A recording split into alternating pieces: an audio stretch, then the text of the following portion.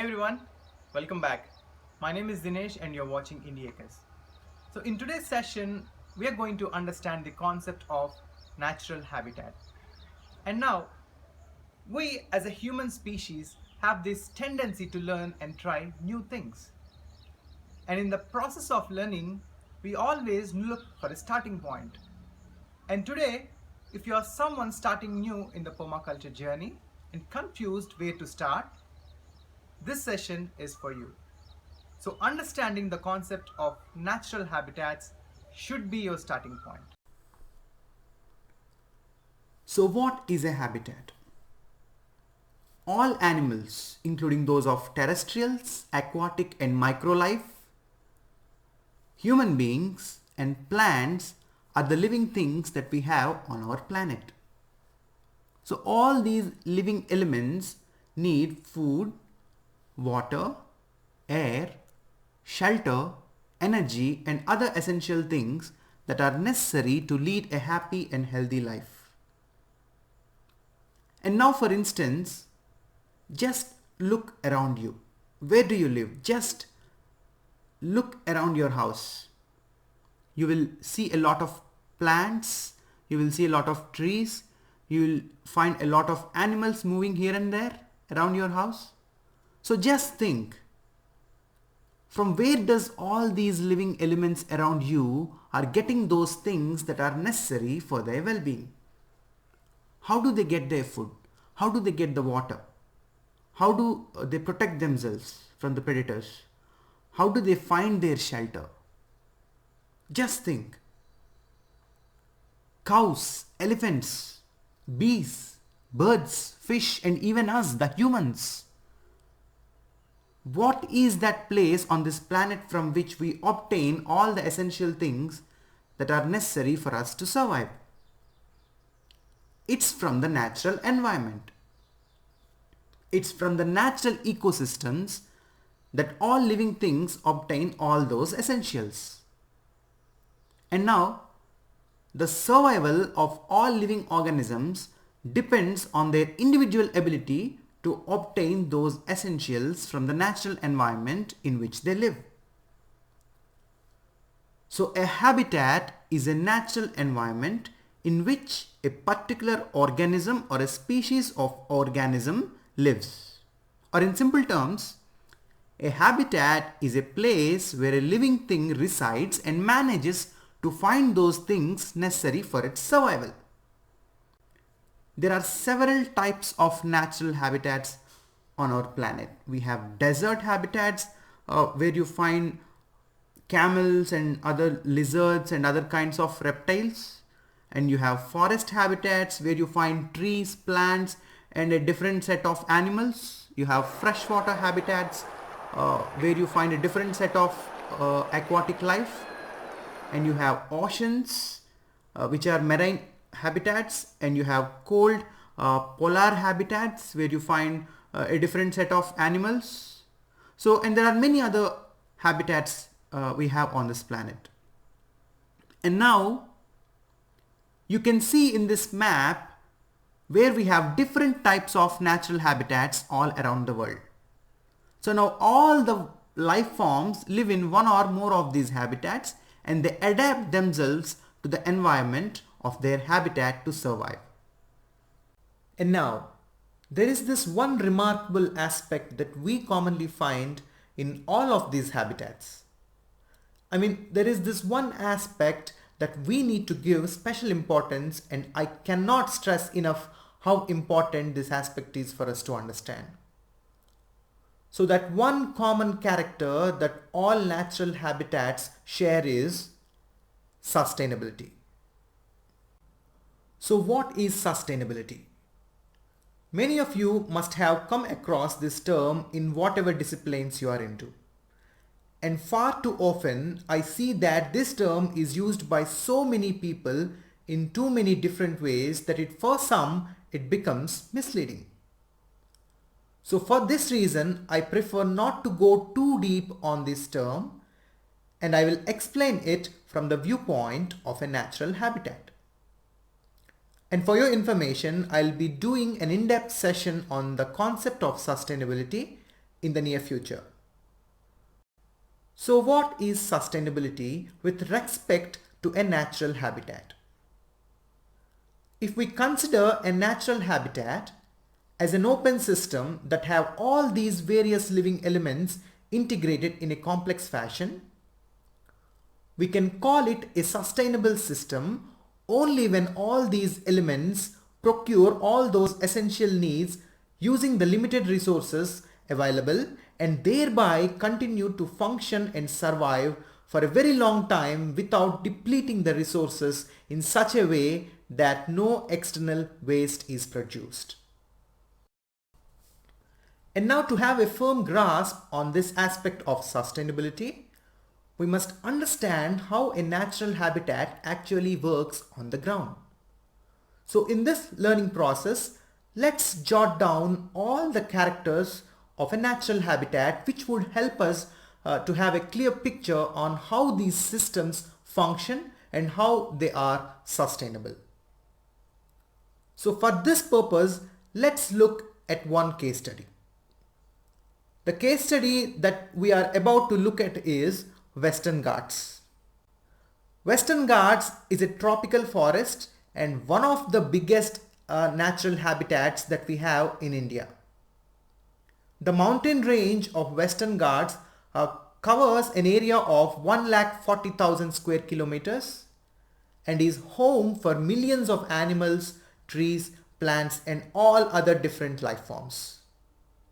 And now just think, with this extent of life prevailing in this particular habitat, who is feeding all those millions of animals? Are we providing them food from an external source? No. Who is catering their water needs? Are we providing it, or are we irrigating those natural habitats? No, right? We give nothing. So all the needs of living things inside a natural habitat are served within the habitat itself. The main source of energy for all the life in any natural habitat is sunlight. So all these plants and trees absorb the sunlight from the sun, water from the rainfall, and carbon dioxide that is released by the animals. And now plants, by using these resources and by the process of photosynthesis, they convert those calories into oxygen and food. The oxygen gets released instantaneously into the atmosphere and the food is stored within the plant bodies in the form of leaves, fruits, flowers, etc. And now the animals comes into the picture and consume the oxygen and food that are produced by the plants.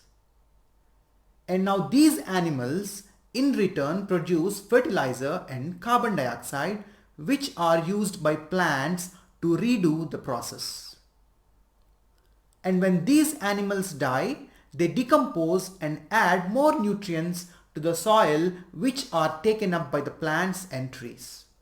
So it's a continuous cycle which can go on forever without external infusion of man-made resources. So the first unique characteristic that we find in a natural habitat is self-regulation. All natural habitats are self-regulating systems that function on their own by utilizing limited resources without any kind of a need for external infusion of inputs. So they do not need any intervention of any kind from external bodies. And secondly, all natural habitats are open systems in terms of energy, because all the energy in the form of sunlight, wind and rainfall is not completely absorbed by the system. So those plants and trees only utilize certain portion of sunlight and the rest gets radiated back into the space. Similarly, these systems do not use all the rain that enters into them.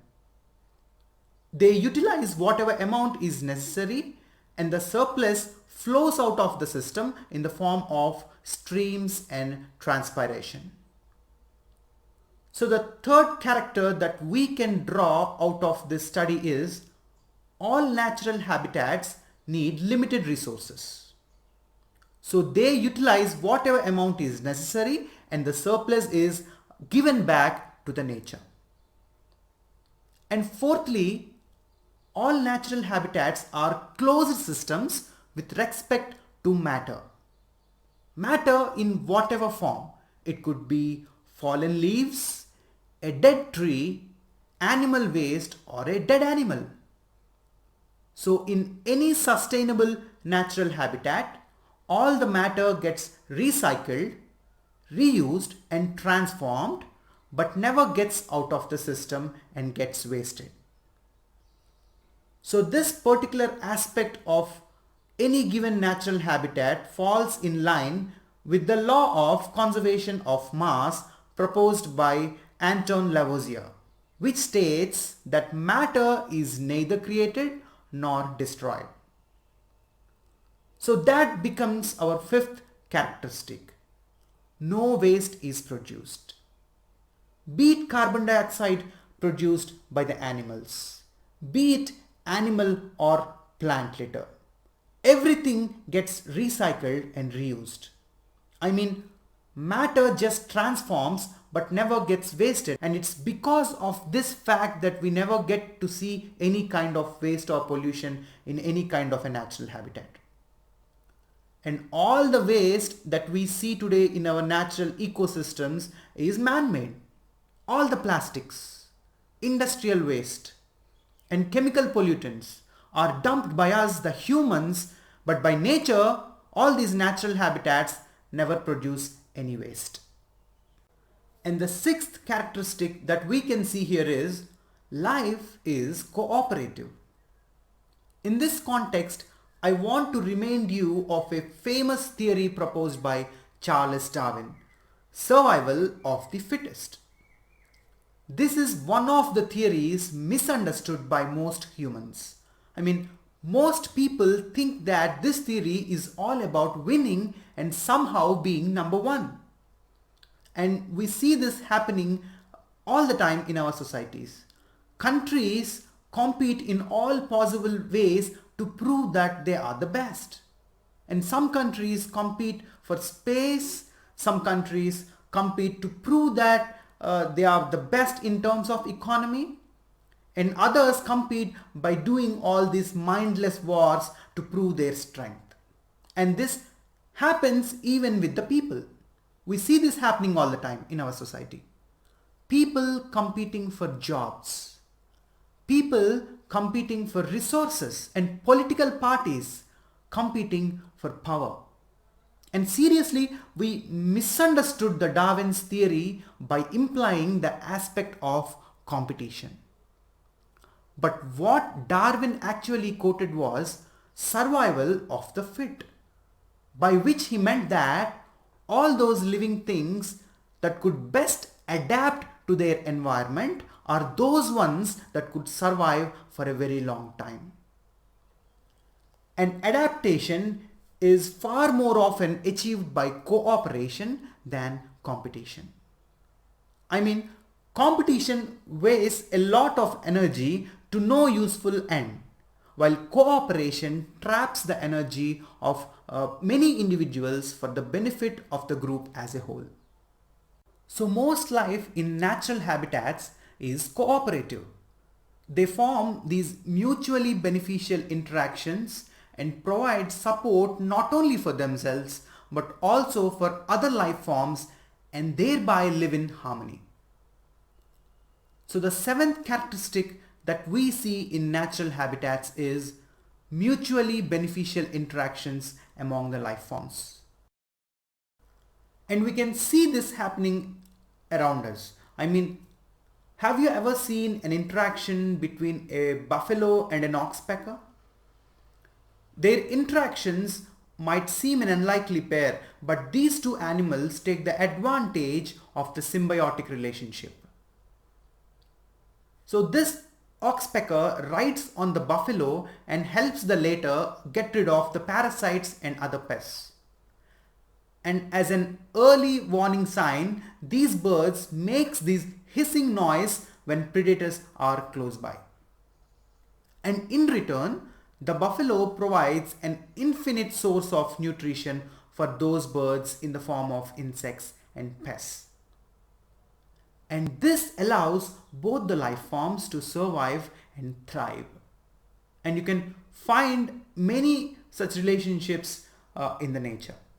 Some of them are flowering plants and flying insects, sea anemones and coral reefs, and many more. And there are 5 main types of such relationships in nature. They are mutualism, commensalism, predation, parasitism, and cooperative competition. So by making these mutually beneficial interactions, all life forms in our nature not only live in harmony, and by living so they create no barrier for basic needs. So the 8th character that we commonly see in natural habitats is that it provides no barrier for basic needs to all the life forms. So these are the 8 unique characteristics that we commonly find in any natural habitat at any given point of time. So did you see how resilient these systems are? How well they are organized and how well they function without exploiting the natural resources that are finite on this planet? So in permaculture, we embrace all these characteristics and design our own self-reliant, self-regulating and resilient permanent systems where we can live happily by cooperating with each other rather than competing for the limited available resources. We can reduce our waste by not exploiting the natural resources but by recycling and reusing the limited resources, and thereby create no barrier for other human beings and other life forms to meet their basic needs. So that's something about natural habitat. And I hope that it had created enough interest in you to study and learn more about these natural systems. And now it's your turn to dig more on this subject. So for that purpose and as a part of the assignment for this session, we request you to help yourself in understanding how desert habitats and other natural habitats function. So just go out, do a self-study and see if all the characteristics that we have detailed in this session are in line with your observations. And do not forget to let us know in the comments section. And you can also write to me in person at indiacres19@gmail.com. So I hope you enjoyed this session. See you soon.